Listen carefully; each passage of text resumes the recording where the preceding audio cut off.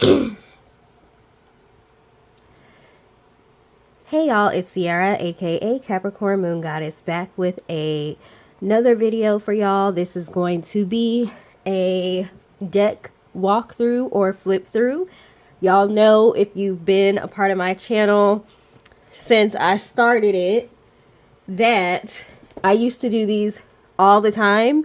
But now I only really do them if I feel moved to do them. So yeah, I just got this deck this morning. This is the Egyptian Star Oracle by Travis McHenry.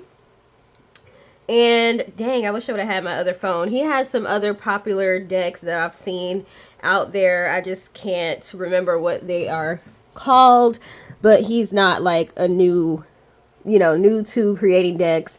I believe they started off on Kickstarter, so it was an independent deck, but now, so you may see some versions of this that are slightly different. They may be gray instead of this like khaki color. If you see the gray cards, that's the independent version, but he has released a publicized version with Rockpool. Okay, with one of the, like Blue Angel. I don't know why I can't think of the other company. But anyway, the mainstream deck companies, okay? So, we're going to be looking at this. I'm looking at these cards for the first time. So, I may come back. This is how I'm going to do this. I'm going to do the flip through where I just show y'all the cards without talking. And then I will come back and show you some of the cards. I'm going to pick out some cards to see which ones are my favorite. And then we can look in the book. So that way the people that just want to see the cards, they don't have to wait and sit through all of that. Okay? This is a nice box. I'm not really one that cares too much about boxes. However, there's a few boxes that I really like because they're really pretty. All right, y'all. So I'm not really big on boxes. I don't really care too much about them. But there are some boxes that I really like the Yogic Path. Look at how pretty this box is. Okay, it opens up nicely. And then you have another pretty box. Now, I feel like this is it's unnecessary. It's a lot of packaging, but it's one of those boxes that you don't want to throw away. Okay. Same with the Tolku Oracle. Very nice box. You don't want to throw it away. This is a very nice box. So, sorry if the table's moving. This is a very nice box, and look at it. It has, it's like embossed or engraved, okay? Then it has some gold foiling on it, hieroglyphics. Very nice looking box. This is the back. It says this oracle is not just an Egyptian themed deck. It is an authentic Egyptian oracle that utilizes astrology as it was originally practiced in 2400 BCE. At the core of the deck are the 36 decans of Egyptian astrology. So this is an astrology based deck, but Egyptian astrology. So I've never looked into Egyptian astrology, so it'll be interesting to kind of get more into that with this deck. So it says Egyptian astrology is a group of fixed stars representing celestial deities who exercise power over events on Earth. Unlike the decans, I don't know if it's decans or decans because I've heard people pronounce it both ways. I'm going to say decans. Unlike the decans of Western astrology, these are not only regions of the sky, but also cosmic forces capable of influencing the world around you. I don't know what decans are because I'm not well versed in astrology. However, it will be interesting to get more into that. The cards are packed with transformative energy that allows the stars to lead you through your daily practice, and the included instruction book provides ancient rituals to help enhance your connection with the stars. Seasoned tarot readers will find many parallels between the meanings of this deck and the cards of the minor arcana. The minor arcana are, you know, the kings, the pages, the knights, kings, pages, knights, queens.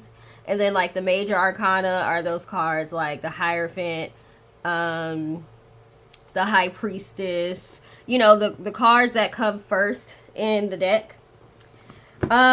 This is a really sturdy box also. I don't know what the material is because it kind of looks like leather, but it's not.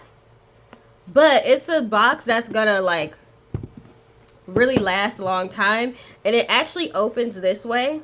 Okay, so there's a little ribbon. Hopefully y'all can see this because I'm not looking above me because I'm too short to see what y'all can see. That's why I'm always out of breath, because I'm trying to stretch to see what y'all can see. So hopefully y'all can see this. But yeah, it opens this way with this ribbon. Okay, so let's open it. It comes with this evil eye. Well, Eye of Horus. I think this is the Eye of Horus. Comes with this Eye of Horus charm. You can put this on a necklace or a bracelet if you wanted to. So that's a nice little extra trinket there. This is the book. Sorry, the table's shaking. I'm still trying to stand up and stretch so y'all can see. So the book is a very nice book. It's in full color. Y'all know it's hard to get a book in full color because of course that costs more. And I think I paid $29.99 or something. So like maybe $32 and something with tax on Amazon. Okay, so the book has an introduction. It has the table of contents. There are spreads in here. There's rituals in here. There's an Egyptian calendar. Let me see what that is. Is it a calendar or is it just going over the calendar? Let's see. Oh, so it's telling you what the letters are. So A equals birth of Osiris, B birth of Horus, things of that nature. Some of the cards have numbers on them. Some of them have letters. So the letters correspond with the Egyptian calendar. You can definitely learn a lot from this. So this says the Decans or the Decans, however you pronounce it. I love the color scheme.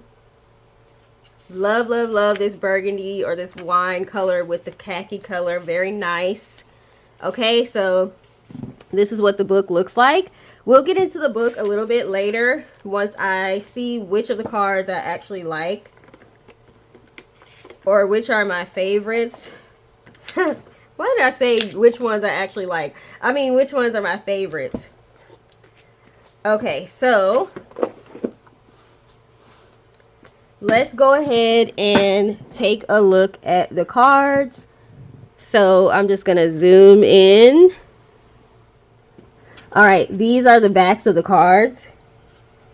Oh, they are gilded. Nice. Nice gold gilded edges. This deck is up a Libra's alley because it's so pretty. I love it. Okay, this is the back. I did watch a few videos, well, maybe like 2 videos of people that already have this deck. It just came out, so it's not like a lot of people have it yet. And I like how there's a range of different colors of people in here. It's not just white people. It's not just pale skinned. There's a spectrum of colors ranging from pale to dark brown, okay? Because we're not gonna act like it was only pale skinned people in Egypt. So I like that, okay? Now, hopefully y'all can see what I'm doing because I'm gonna like sit down, so I'm not gonna be able to see what y'all are doing because the stand is too high. So I'm gonna put this box here. Let me try to put like a marker so I know where to keep the cards at. Okay, to make sure y'all can see. All right, so we have security. Let me see how this looks. Okay, yeah, y'all might have to zoom in to see it a little bit better because I'm trying to make sure y'all can see it. So, security. It has some words up here. So this is the name of the goddess. So this is a picture of the goddess on the card. This is the Egyptian name. This is hieroglyphics. Okay, the name in hieroglyphics. And the meaning of this card is security. It also tells you who this goddess was. So Nephthys, I probably said that wrong, goddess of childbirth and mourning. Okay, I don't know what this is in this card, but she is the goddess of childbirth and mourning, and then the key word is security. So that's interesting. I guess, you know, back in the day, we've all, maybe not all of us, but a lot of us have probably watched Queen Charlotte and Bridgerton, how important it was to have an heir. So maybe that's why the word security is here. If she's the goddess of childbirth, she would help you to have an heir, okay, and to secure your bloodline. So I'm guessing maybe that's why the keyword security is there. Oh, I said I wasn't supposed to talk. My bad. This is supposed to be the walkthrough part where I don't talk. Well, I'm going to talk anyway. Oh, well. So we have 1, new beginnings and jubilation.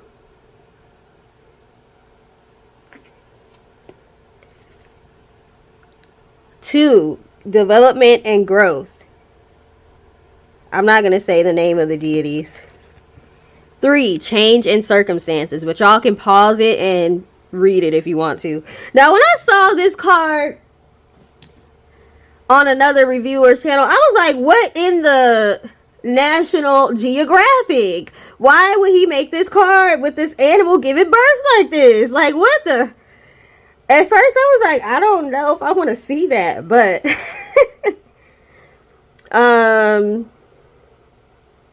yeah. The key word up here, or the phrase, is under the hind part of the cow. So I don't know if this phrase has something to do with the deity or not, but I'm assuming it does. But the number is 3, and the words are change in circumstances. And this cow is giving birth, so yeah, that would change your circumstances. We have 4, construction and building.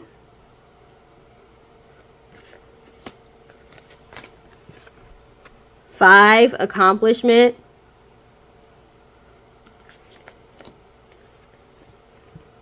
6, care and nurturing.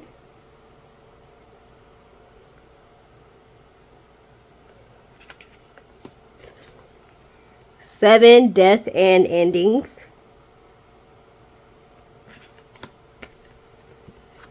8, fertility and sex.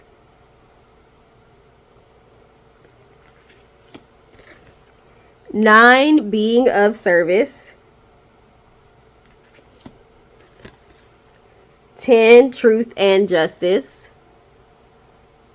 I'm going to pull this to the side so we can look in the book for that. I'm a Libra, so you know, anything that got to do with justice, I want to look at it in further detail. We have 11, chaos. We're going to keep that to the side also. 12, conflict and war. These are very nice, sturdy cards also, but they still seem like they would be easy to shuffle. They are matte, so if you make videos, you don't have to worry about the glare, okay? We have 13, restraint or the end of conflict. Interesting, restraint or the end of conflict. Maybe you get to the end of conflict by showing restraint. We have 14, sowing seeds. 15, journey through life. 16, spiritual struggles. We're going to put that to the side as well. 17, rest and repose. Oh, also, I forgot to mention, well, I did mention because I read it, but these kind of he said you'll find a lot of parallels with the minor arcana. So this one, Rest and Repose, would be kind of like, is it the Four of...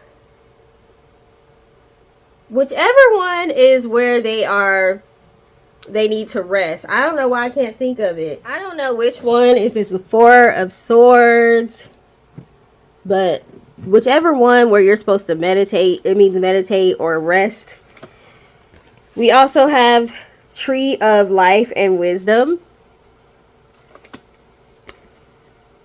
Celebration and Merriment. This would be kind of like the Four of Wands. Melancholy or Sadness,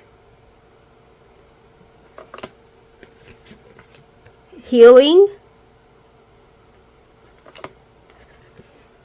Love and Romance.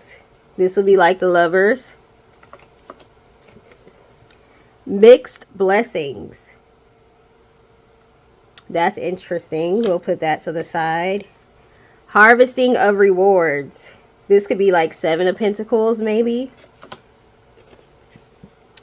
Abundance. Maybe Nine of Pentacles or 10 of Pentacles. Destruction of enemies. Why they got their enemy's head like this? I'm done. Done. That's funny. Authority and power. Maybe the Hierophant or the Emperor. Creation and artistry. This could be Eight of Pentacles, maybe.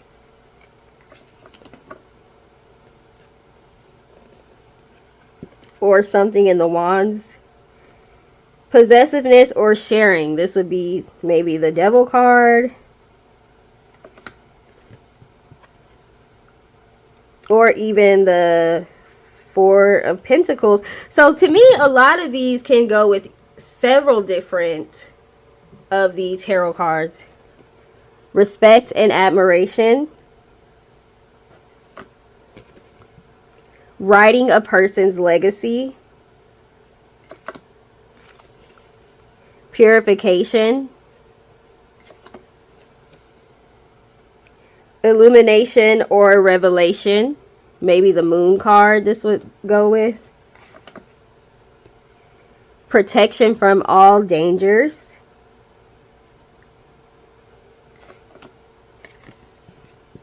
Destruction of chaos. Remember, the chaos card was a snake by itself. And now we have an animal destroying the snake. Inundation.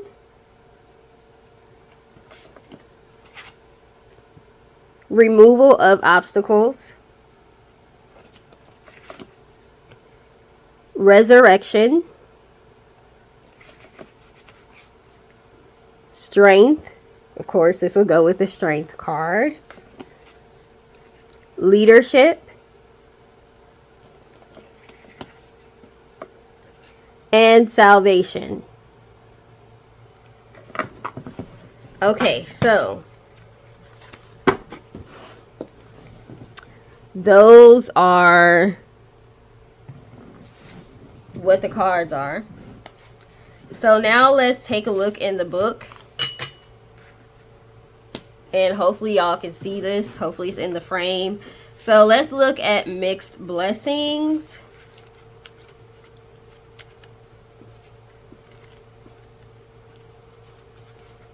And it's in order by Deacon 24. So you have to go, because at first I was trying to look at the page numbers. That's not how this is ordered. You need to go to the section that says Deacons and then look for the Deacon number. And I'm pretty sure in the table of contents you'll be able to see how to get to Deacons. So the Deacons is page 29. So you go to page 29 and then you go from there. So this is number 23, Mixed Blessings.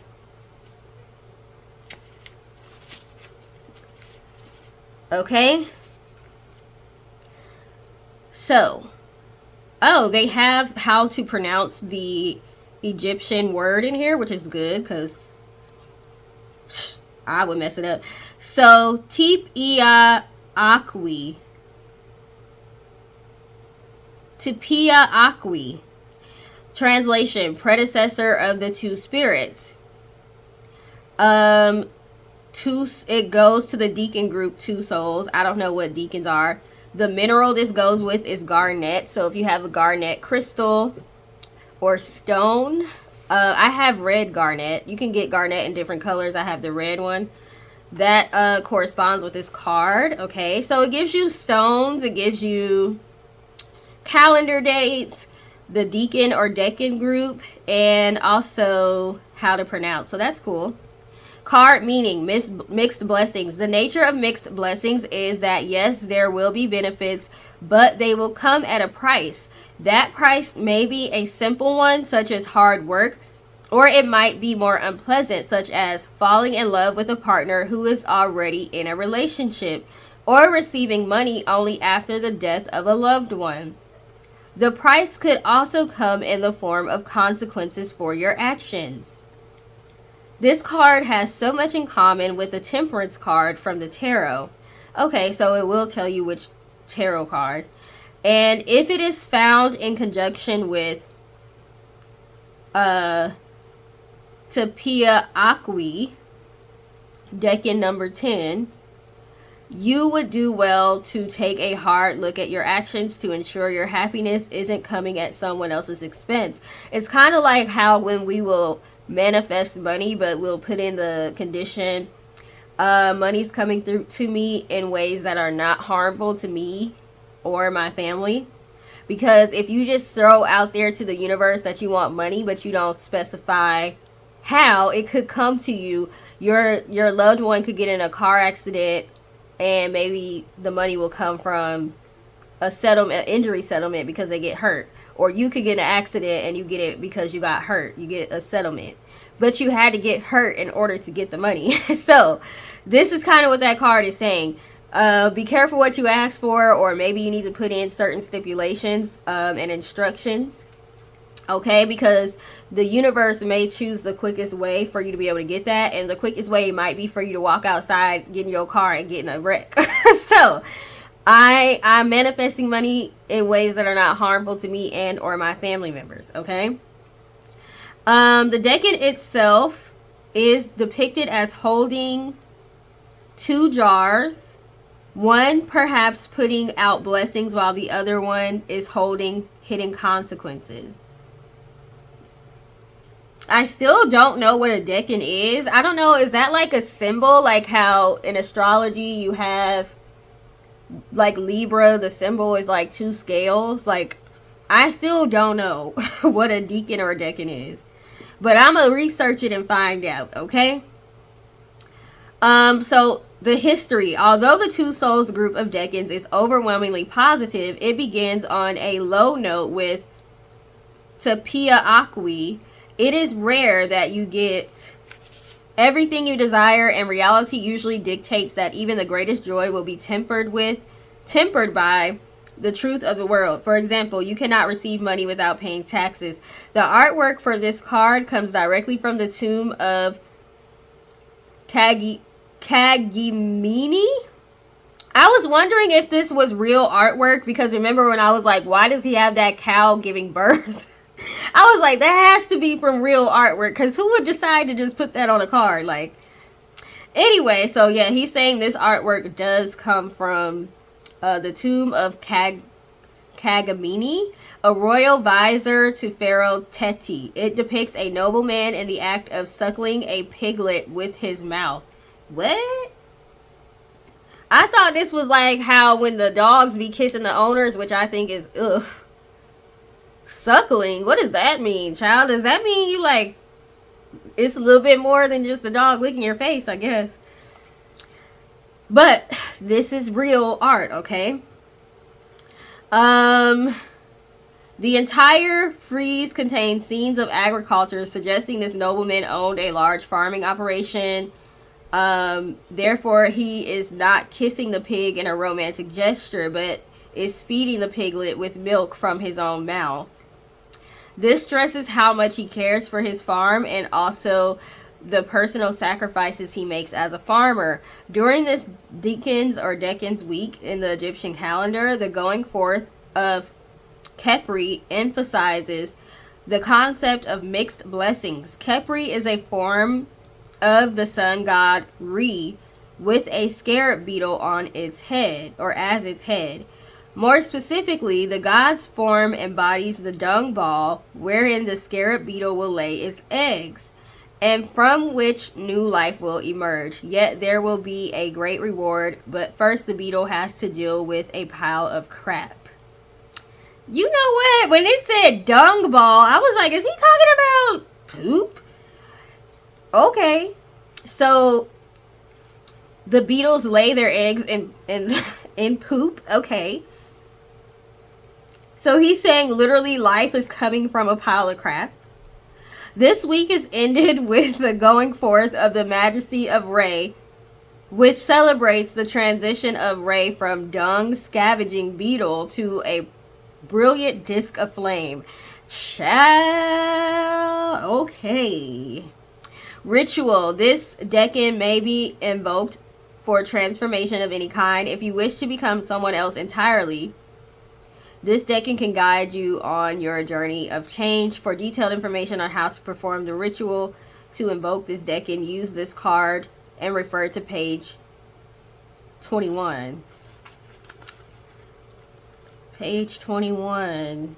Okay, this is rituals to invoke Decan. I'm not going to go over the ritual. But yeah, he tells you how to connect with these Decans, which I still don't know what that is. Like, is that a deity? I think a Decan represents a deity, child. I don't know. I told y'all I just got this, so I haven't had a chance to study it. Let's read the meaning of these other cards. We're not going to read all that other stuff, but we're going to read the meanings just so y'all can get a feel for how this could work as an oracle deck. So 16, spiritual struggles. The minerals that go with this are gold or glass. And the meaning, this card represents an individual who's on a spiritual journey. This is you. For those still living, this card paints a vivid picture of the spiritual life and journey of the soul. It takes hard work to be spiritually pure while living in a world that does not seem to value the condition of the soul. Ain't that the truth, okay? That's why we always face with trying to not be in survival mode. But it's hard to not be in survival mode, okay, when there's so much going on in the world. It makes it very hard to stick to your spiritual journey. I feel this card, okay? Let me see. It takes hard work to be spiritually pure while living in a world that does not seem to value the condition of the soul, but your relationship with the unseen forces around you is your responsibility. Okay, tell us it's our responsibility. And in the end, no one will be able to answer for the life you have lived besides you. They like, he's like the spirit world, don't want to hear no excuses. They don't care how hard your life was, none of that. You signed up for this. Okay, you can't neglect your spiritual duties just because life is lifing. Okay, put us in our place. It is easier to lose yourself in a haze of sex, alcohol, and mass media than to do the hard work required for spiritual growth. Okay, do your shadow work, folks.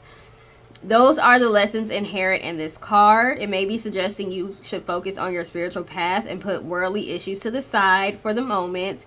It may also indicate that you are already on the right path. If you're struggling spiritually, it will affirm your approach and encourage you to continue.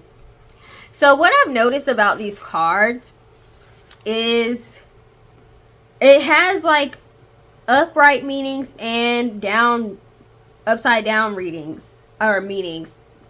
So you would really have to use your intuition to see which meaning applies in the reading and pay attention to the other cards around it and the energy, okay? Because he just said this could represent you need to work on your spiritual journey. You need to like become more consistent, or it could be an indication that you are doing the work. So you're going to have to use your intuition, okay? Which we should be doing anyway when we're reading. Chaos. Decan 11. Okay, the minerals that go with this are quartz and gold. Chaos. Although chaos is a powerful force that can twist and turn through your life, it can be controlled and turned to your service. This is transmutation we're talking about. He didn't say that. I added that part. The most chaotic moments in your life are when things seem to be out of your control, when the entire world appears to be turning against you. However, an important characteristic of chaos is that it is a slithering snake that is constantly moving. This movement reminds you that your present conditions are not permanent and change is always just around the corner. After wrapping you in its coils, the snake of chaos will be defeated by truth and slither away. What? Chaos or unexpected turmoil is never pleasant, but it is a necessary part of life. If everything were perfect all the time, you would not experience the beneficial experiences as much as you do. Kind of like what helps you to be grateful for the things you have, okay? You cannot always control your circumstances. Even very powerful people are subject to whims of fate. Throughout the history of Egypt, many pharaohs were overthrown. Even pharaohs, kings, queens, and emperors have their day, okay? Just as Osiris was, but eventually Set was defeated and Horus restored order in your own life. Chaos cannot reign forever, so it should be viewed as a temporary situation. All right, and then we got one more, card number 10, which is Truth and Justice. Okay, hematite goes well with this card as far as the crystal. Truth and Justice. This card bears much in common with the Justice card of the tarot, but it can also be favorably compared with the meanings behind the Temperance and the Star cards. Especially, I told y'all that these cards can go with several of the... Each cards can correspond with several of the tarot cards, okay? Let me see. Telling the truth can be difficult even when you are talking to yourself. You may sometimes deceive yourself into embracing a fantasy rather than facing cold, harsh reality. So this card may be a wake-up call to yourself to stop harmful self-talk, reject denial, and make a truthful appraisal of your circumstances. Justice does not always mean things will turn out exactly as you think they should. After all, you are not the arbitrator of justice. The scale must be balanced and the universe must be set right. But your personal feelings or thought about what is right are not a factor. Basically, he's saying karma don't care what you want. Okay, karma's going to happen when it happens, how it wants to happen, when it's going to happen, to whom it's going to happen to. It might not be the person that did something to you that gets the karma like directly to them, but it could be somebody related to them. You know, you don't get to control how karma and justice is, you know, enacted. Okay. So, yeah, I think this is very nice deck. I'm looking forward to using it. I need to get more Egyptian decks. I think I have like one other one by, it's the first Oracle deck. It's the first deck I ever got, period, which is the Isis Oracle by Alana Fairchild. I don't know if it's Alana or Elena. I'm saying Alana. Okay, so I would probably use this in conjunction with that deck also.